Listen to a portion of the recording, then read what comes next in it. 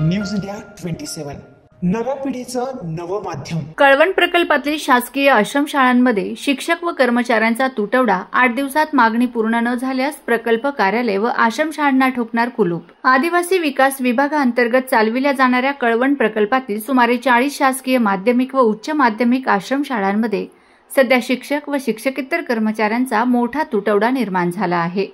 यामुळे हजारो आदिवासी विद्यार्थ्यांचे शैक्षणिक नुकसान होत असून त्यांच्या आरोग्य व सुरक्षिततेचा प्रश्नही ऐरणीवर आला आहे।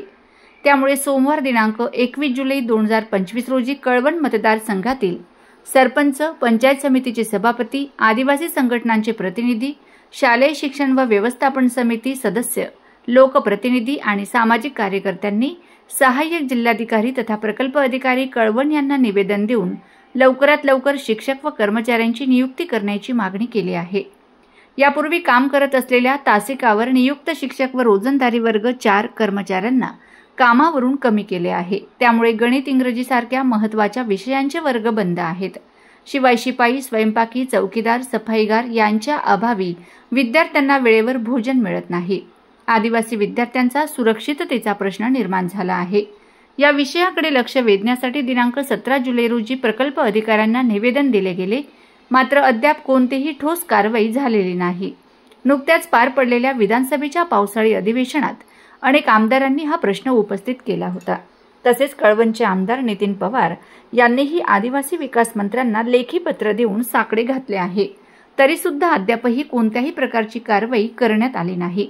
यावर लवकरात लवकर तोडगा न काढल्यास दिनांक 28 जुलै 2025 पासून आमदार नितीन पवार यांच्या नेतृत्वाखाली प्रकल्प कार्यालय व प्रकल्पातील सर्व आश्रमशाळांना कुलूप ठोकण्याचा इशारा या निवेदनात देण्यात आला आहे। आमच्या महाराष्ट्रातील काही आमदारांनी लक्षवेधी केल्या विषय आमचे मांडले। आमच्या कळवण मतदारसंघाचे आमदार नितीन पवार यांनी सुद्धा या महत्त्वाच्या मुद्द्यावर आदिवासी विकास मंत्र्यांना पत्र देऊन आश्वासन दिलं, लेखी पत्र दिलं, परंतु आजपर्यंत या आश्रमशाळांमध्ये शिक्षण भरती संदर्भात शासनाने, आदिवासी विकास विभागाने कोणत्याही प्रकारची व्यवस्था केली नाही।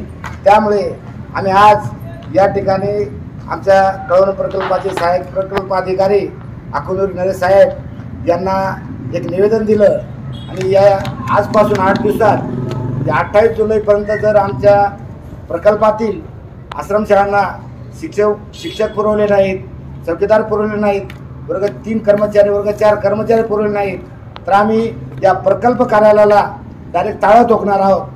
तसेच त्याच दिवशी ज्या शासकीय आश्रमशाळा आहेत प्रकल्पातल्या 40 त्या सर्व शासकीय आश्रमशाळांच्या शाळांना आम्ही कुलूप ठोकणार आहोत, असा इशारा आम्ही दिलेला आहे।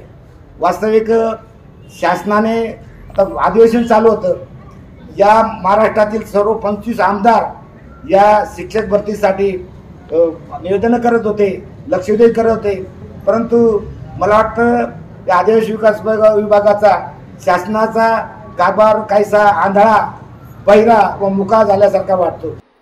निवेदनावर आदिवासी सेवक DM गायकवाड, माजी सभापती मधुकर जाधव, दळवटचे सरपंच लक्ष्मण पवार, आदिवासी संघटनेचे सुदाम भोये, सुफले दिगर, सरपंच रघु महाजन, फुलाजी बागुल, सुरेश बागुल, रामदास बागुल, प्रभू जाधव, संजय जाधव, भगवान बागुल, रमेश बागुल, रामचंद्र पालवी, शालेय समितीचे सागर बागुल, लक्ष्मण बागुल, सज्जन पवार, योगेश बागुल, रामभाऊ कवर आदीसह शेकडो शालेय समिती सदस्यांच्या सह्या आहेत।